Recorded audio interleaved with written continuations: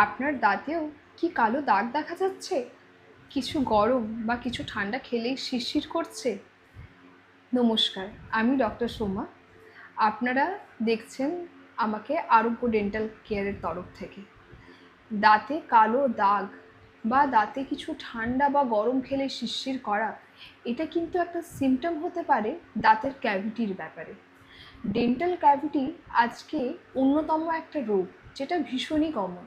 বাচ্চা থেকে বড় সব বয়সেরই এই জিনিসটা প্রায়ই দেখা যাচ্ছে। এটা জানতে হবে আমাদের যে এটা হচ্ছে কেন। এটা মেইনলি হচ্ছে আমাদের যে আউটার লেয়ার অফ এনামেল, মানে দাঁতের যে ওপরের লেয়ারটা থাকে, সেখানে আমরা সুগার জাতীয় খাবার বা যে কোনো খাবার যদি সেখানে জমা রয়ে যায়, বা আমরা যদি প্রপারলি ক্লিন না করি, প্রপারলি ব্রাশ না করি দুটো টাইম, অথবা ফ্লস যদি ঠিকঠাক না করে উঠি, তাহলে এই জিনিসটা হয়ে ওঠে।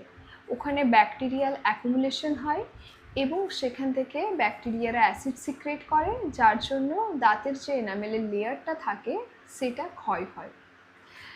তাহলে এটার ক্ষেত্রে আমাদের করতে হবে কি? এটার ক্ষেত্রে করাটা খুবই সিম্পল।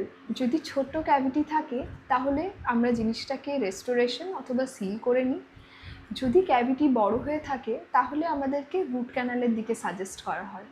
এক্সরে নিয়ে দেখা হয় যে ক্যাভিটির ডেপথ কতটা, তারপরে আমরা সেইভাবে ট্রিটমেন্ট প্ল্যান দিই। ইন কেস যদি দেখা যায় যে ক্যাভিটি অনেক বেশি এক্সটেন্ড হয়ে গেছে, টুথ ডিকেটা অনেক বেশি হয়ে গিয়েছে, তাহলে সেক্ষেত্রে আমাদের অনেক সময় দাঁতটাকে তুলে ফেলা, মানে এক্সট্রাকশনও ইন্ডিকেট করতে হয়। এটার প্রিভেনশনের উপায় কি? প্রিভেনশনের উপায় খুবই সহজ। দিনে 2 টাইম ভালো করে ব্রাশ করা, ফ্লস রেগুলার করা, সুগার জাতীয় খাবার যতটা মিনিমাম হয়ে থাকে ততটা ইনটেক করা, এবং 6 মাসে একবার ডেন্টাল ভিজিট করা। যদি আপনারও দাঁতের কোনো সমস্যা হয়ে থাকে তাহলে আজই ভিজিট করবেন আরোগ্য ডেন্টাল কেয়ারে।